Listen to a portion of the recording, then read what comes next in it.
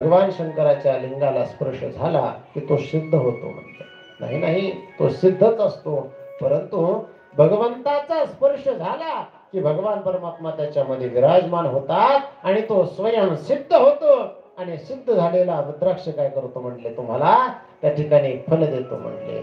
अशा त्या ठिकाणी ज्या ठिकाणी रुद्राक्षाचं झाड आहे, ज्या ठिकाणी महादेवाने तप केलेलं आहे ना, त्या ठिकाणी आज नारद मुनी काय केले, तपाला गेले है ना. नारद मुनी आनंदाने त्या सिंहासनावरती बसले. ज्या सिंहासनावरती माझा भगवान परमात्मा भगवान शंकर तपा करता बसले होते ना, त्या असणाऱ्या स्थानावरती बसलेले आहेत. आणि बसल्याच्या नंतर नारद मुनीचं तप त्या ठिकाणी चालू आहे.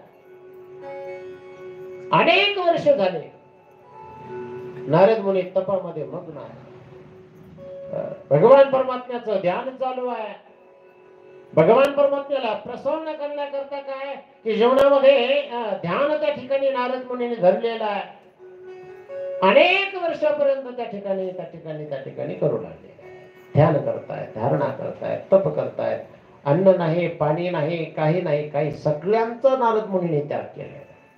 फक्त आणि फक्त भगवंताचं स्मरण चालतं.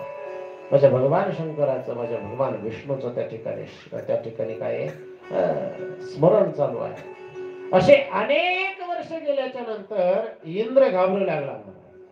इंद्राला वाटलं की यांनी जर इतकं वर्ष जर तप केलं म्हणले, इंद्र असं आहे महाराज, एखादा महात्मा जर तपाला बसला की इंद्राला वाटतं माझं सिंहासन आता काय आहे, धोक्यात आहे. आता माझं सिंहासन डगमगणार आहे. माझ्या सिंहासनासाठी ह्या असणारा काय आहे, तप करू लागला की काय, असं ते असणाऱ्या इंद्राला वाटू लागलं.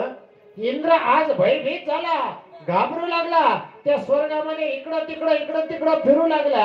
आणि फिरत असताना स्वर्गातले जे सेवेकरी होते ना, त्यांनी विचारलं, म्हणले महाराज काय झालं म्हणले, कशा करता एवढे चिंताग्रस्त आहात, का तुम्ही एवढी चिंता करताय. म्हणले काही नाही, ब्रह्मपुत्र असं असणारा नारद म्हणले आज त्याने असं असणार त्या ठिकाणी तपा करता बसले. तप त्याचं चालू आहे. अनेक वर्ष उलटून गेले म्हणले.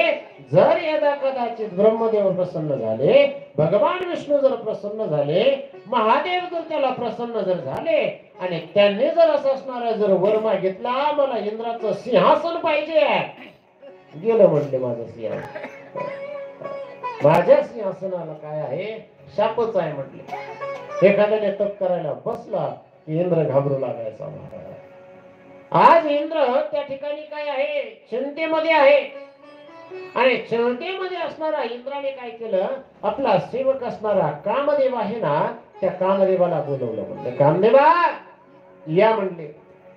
महाराज इंद्राने जसा आवाज दिला तसे ते कामदेव काय झाले, प्रगट झाले. आणि प्रगट झाल्याच्या नंतर त्यांना म्हणू लागले, इंद्रदेवा सांगा म्हणले कशा करता आठवण केली. त्यांनी म्हटले काही नाही, तुमच्याकडे माझं एक काम आहे. म्हटले सांगा ना, काय काम आहे.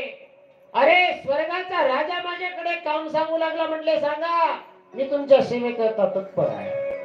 मी तुमची सेवा काय आनंदाने त्या ठिकाणी करण म्हटले.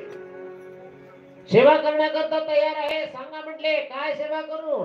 त्यांनी म्हटले काही नाही, पृथ्वी तलावरती जा, नारद तप करतात म्हणले, त्या नारदाचे काय करा, तपभंग करा म्हणले. तपभंग करा, एकदा तरी काय करा, त्यांना तपातून उठवा म्हणले, नाहीतर काय होईल म्हणले, माझ्या सिंहासनावरती त्याचा वाटा राहील म्हणले. निघाले.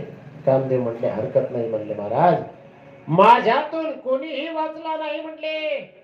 अनेक मोठमोठ्या साधू संतांना काय केलं म्हटले, मी हरवलेला आहे.